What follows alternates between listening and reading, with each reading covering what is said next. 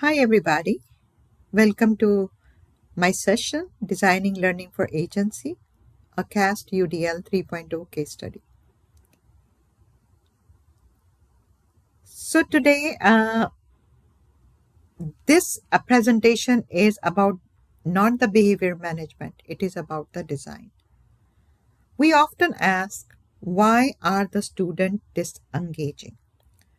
But Universal Design for Learning asks the different question.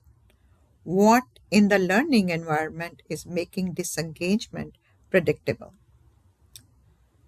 Today, I want us to move beyond compliance charts, discipline referrals, and look at the student behavior as data.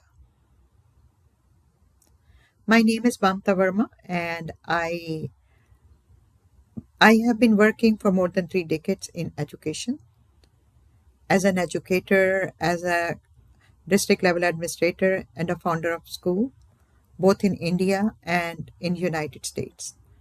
So I am starting my 24th year in public education as a district level special services instructional specialist in a Brazosport ISD, and we are situated in Texas, in the United States.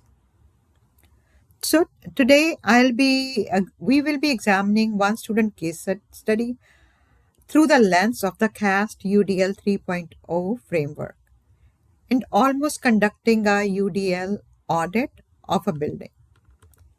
So when students disconnect, there are usually cracks in the system long before the crisis showed up.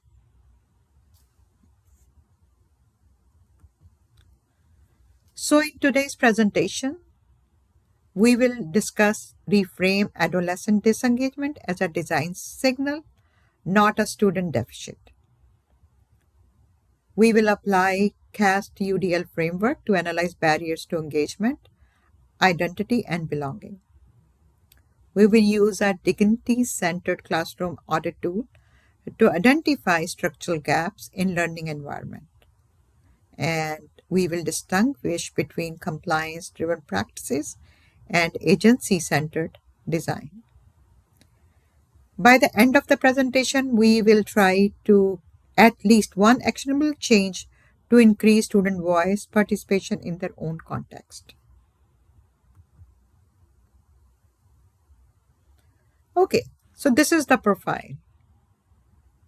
Let me introduce you to the Summer. Summer is a 14-year-old student from a low-income urban family. His father works as a daily wager and the mother works as a domestic help. Economic stakes are very high. Education viewed strictly as a poverty exit strategy, not for exploration. And the pressure on Summer is real. What is important to understand this, Summer was capable. When online supports were available early on, he demonstrated strong learning potential. Cognitive ability was not an issue. But over the time, several warning signs appeared, like irregular attendance, declining grades, and increasing time spent outside the school. Before we label behavior, the UDL asks us to pause and ask, what is student communicating? Because behavior is often signal before it becomes a problem. So let's review the case study. I have linked the case study in the resources which was shared earlier. If you click either on the PowerPoint, if you are following along, or if you are looking at the resource page where is a case study, I will give you 3 minutes to go to the case study of Summer.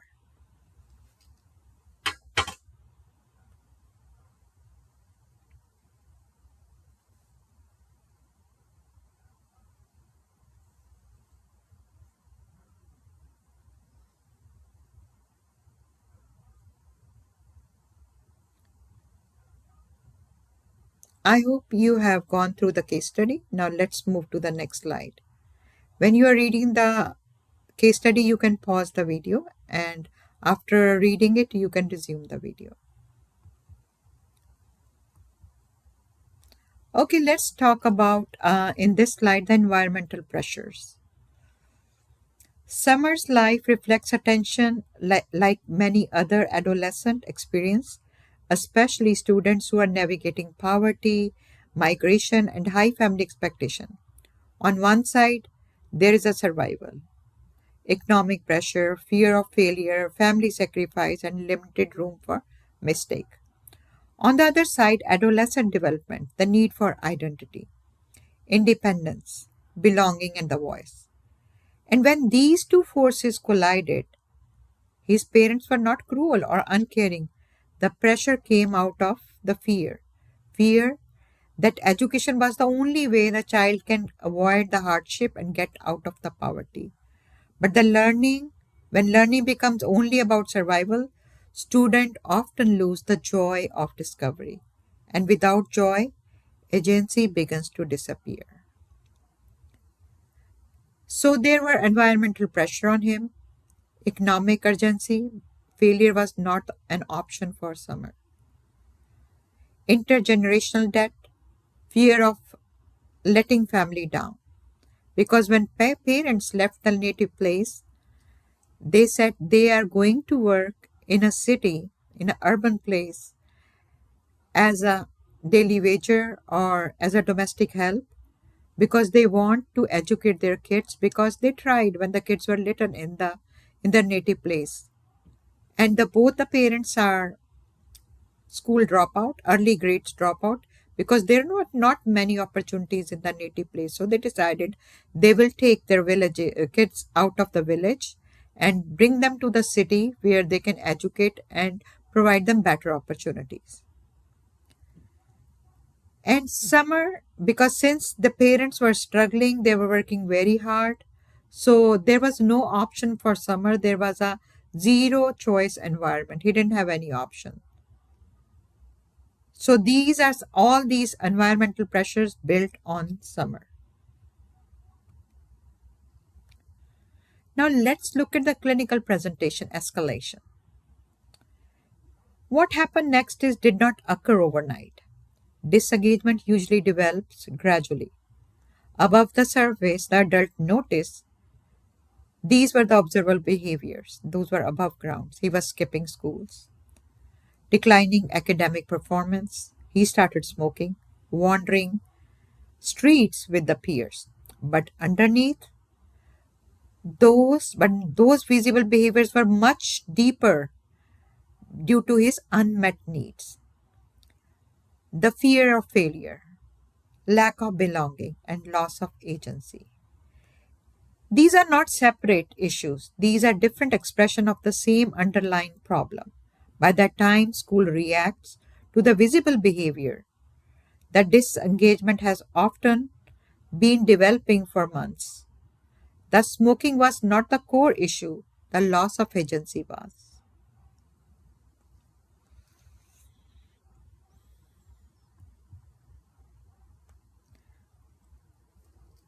At this point, it was a breaking point for Summer, a search for identity.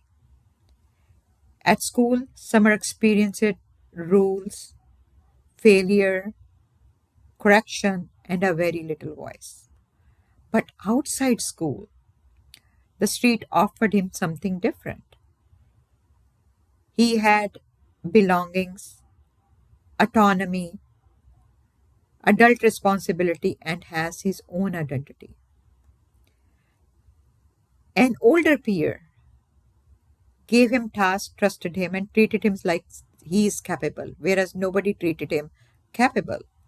That mattered for him. The external validation replaced the school connection. That was the search for identity.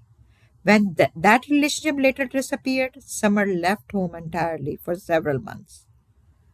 What we witness here is not a simple rebellion. He left home for the search of identity and dignity. And sometimes students seek outside spaces because those spaces meet their psychological needs. School environment never addressed.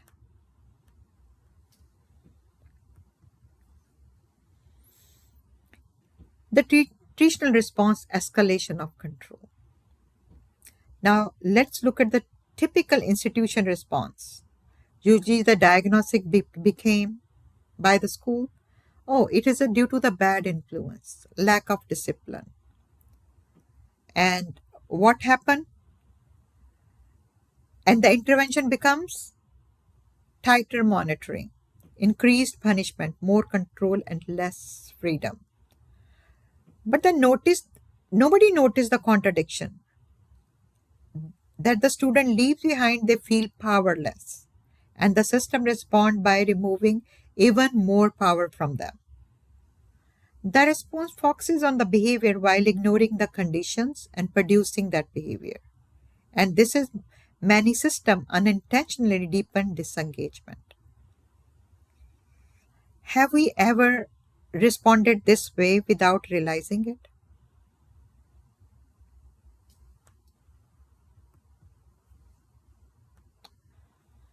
Let's look at the diagnostic pivot, reframing the problem.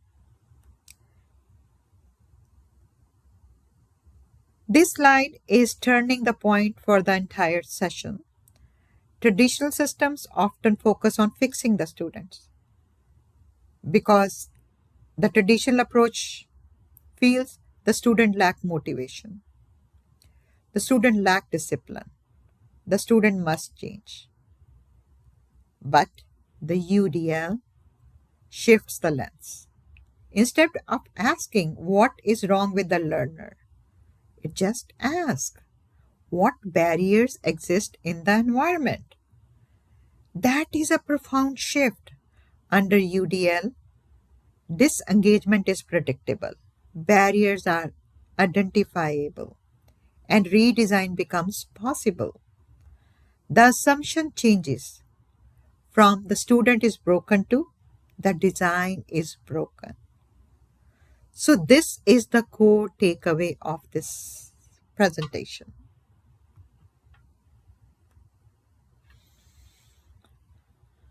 Now, let's look at the three principles of UDL. We will do the UDL analysis. First, we will look at the failure of engagement. First, agency. Summer had little voice in his learning experience. When students cannot influence learning, resistance sometimes become their only form of control. Belonging. He had no meaningful connection inside the school environment. No tribe, no safe community. The third, identity. School acknowledged him as a student who is expected to perform, not as an adolescent navigating fear, pressure, and uncertainty. And when agency, belonging, and identity weaken together, engagement collapses. These are not soft skills, they are structural conditions for learning. So the missed opportunities were no shared goal setting, no safe space to express fear, no validation of his adolescent identity.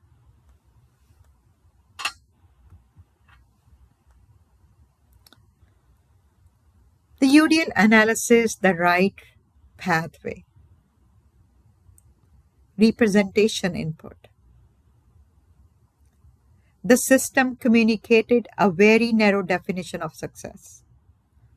Either you can become a doctor, engineer, high scores, or compliance. But Summer's lived reality was never reflected in the curriculum. It was not shown that what background he is bringing in. It was never shown.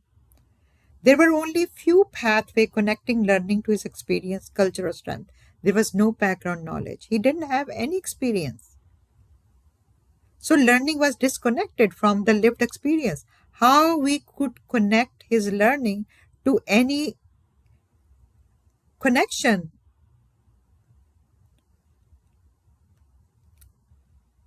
Action and expression output.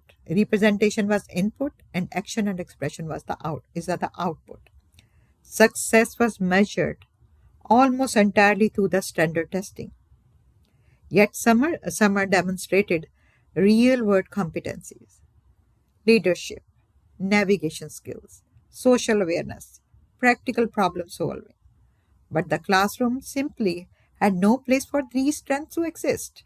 The system handed him a map for the world he did not recognize, and eventually opting out became his most logical option that was available for him. The curriculum mechanics themselves pushed him away by not offering any multiple means of representation and expression. So that was another systemic failure in Summers going away from the school.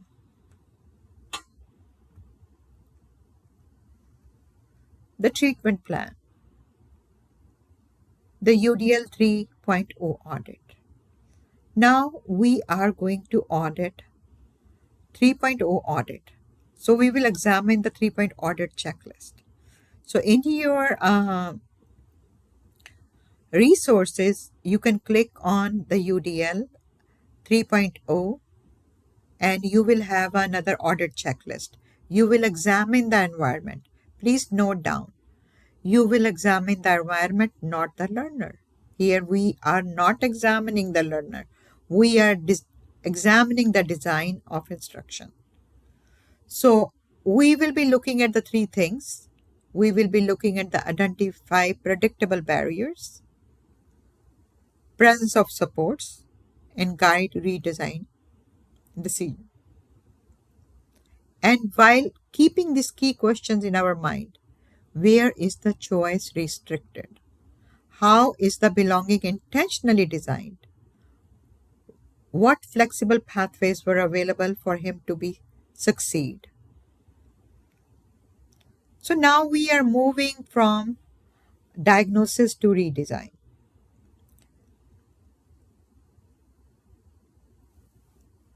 Let's then audit is not a just evaluation, it's a blueprint for reconstruction. And the good news is small design shifts can create major changes in engagement.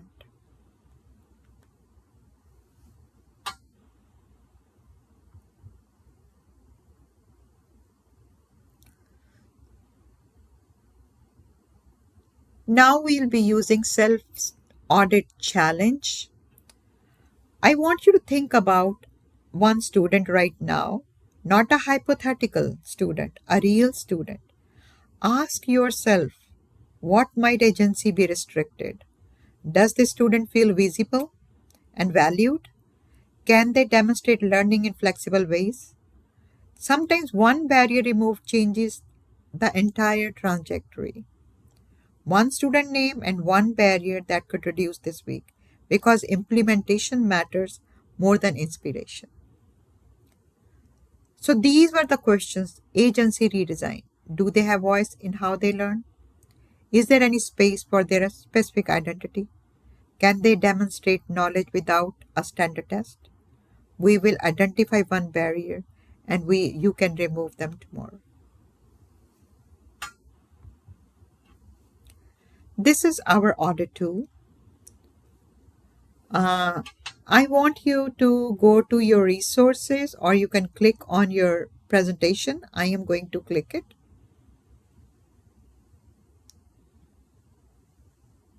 This will open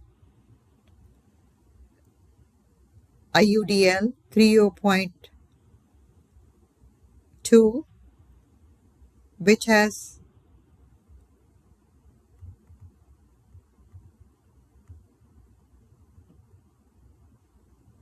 the agency, identity, and belonging, the cast tool.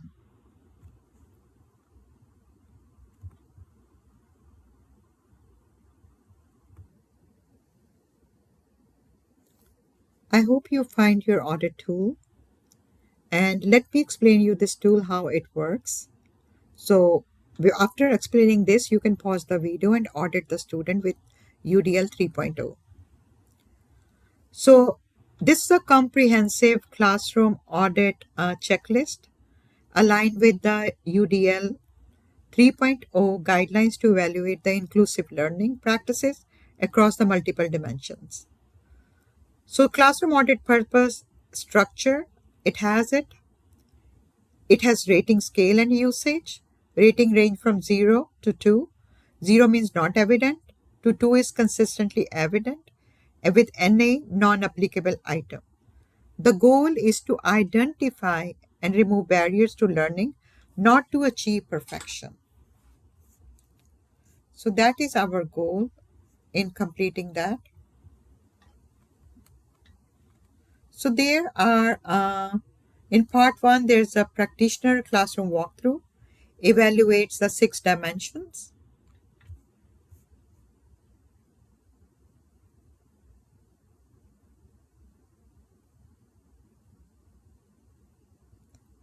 Evaluate the 3 dimensions, 6 dimensions: agency, identity, belonging, representation, action and expression, family and community partnership. Uses observable classroom behaviors to rate how well practices support students' engagement and inclusivity. In part 2, CAST UDL 3.0 checklist audit.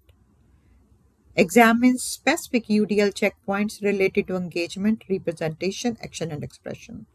And the questions focus on offering meaningful choices, connecting content to the real life, like scaffolding tasks, fostering collaboration, and supporting diverse communication modes.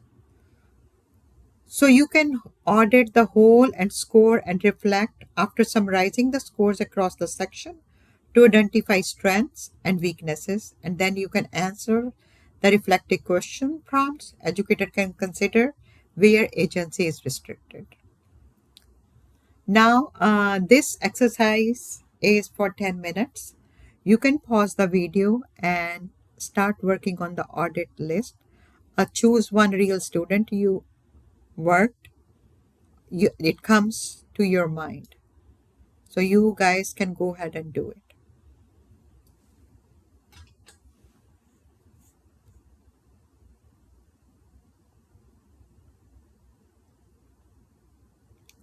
It is almost 10 minutes. I hope you guys have completed this uh, audit tool, and hope it helped you to identify one barrier. Let's go to the next slide.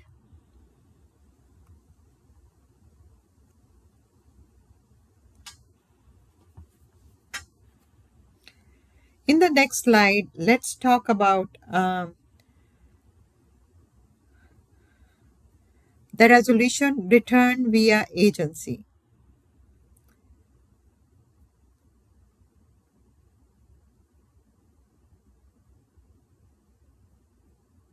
Summer returned voluntarily after 3 months. He requested schooling on his own terms. The relationship was repaired without any force. The key observation,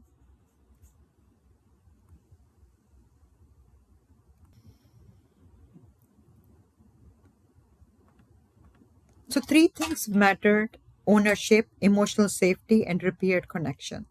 For the first time, he experienced choice, and that is critical.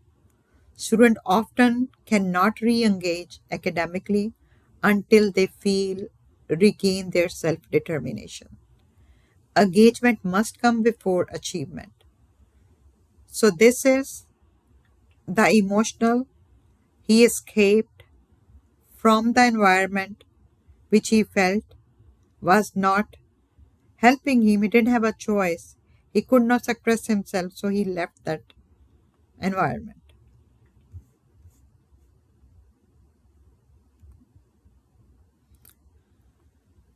This is the thesis statement of the entire session. Students do not disengage because they lack motivation. They disengage when the system leaves no room for dignity, agency, and choice. Rebellion is communication, is not simply defiance. UDL at its heart is about designing environment where the student do not need to fight in order to feel human. Let me ask you a question. If rebellion is a message, what might it be telling us about our classroom design?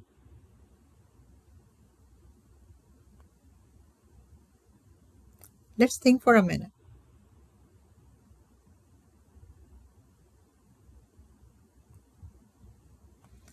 Now let's look at the systemic implications, the ripple impact, effect.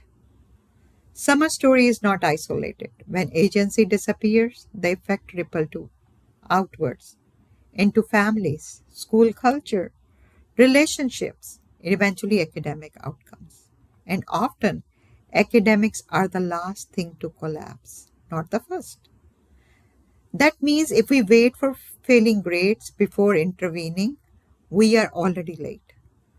The early leverage point is belonging and agency.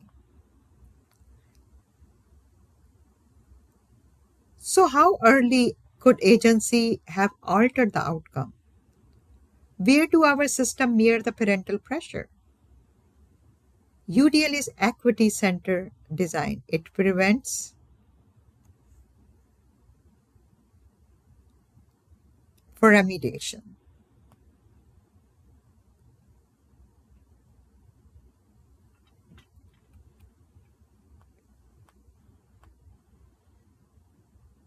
Now, let's talk about the classroom audit and purpose and structure.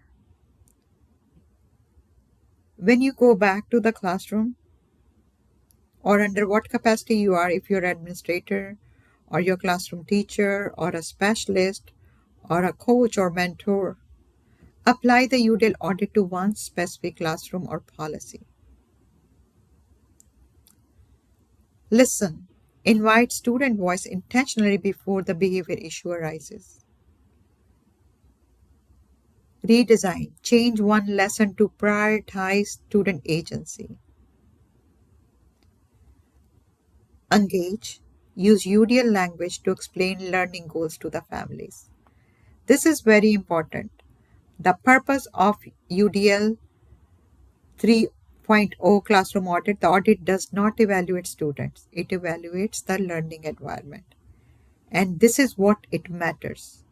Too often in education, we focus our attention on what students are missing: motivation, readiness, behavior, skills. But UDL shift the question: what barrier might exist in the design of the classroom itself? The audit helps us to examine observable classroom practices rather than the student deficits. It is designed into two parts: practitioner walkthrough, the quick classroom observation tool educators can use during the lesson or learning experiences. So it focuses on six critical areas, dimensions: agency, identity, belonging, representation, action and expression, family and community partnership. So it is very important to understand, do the student have meaningful choices? Do learners see themselves reflecting in their learning environments?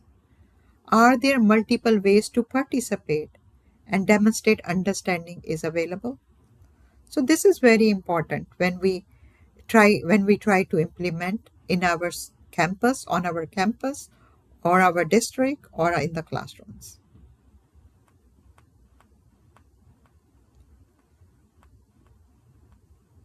Designing for dignity.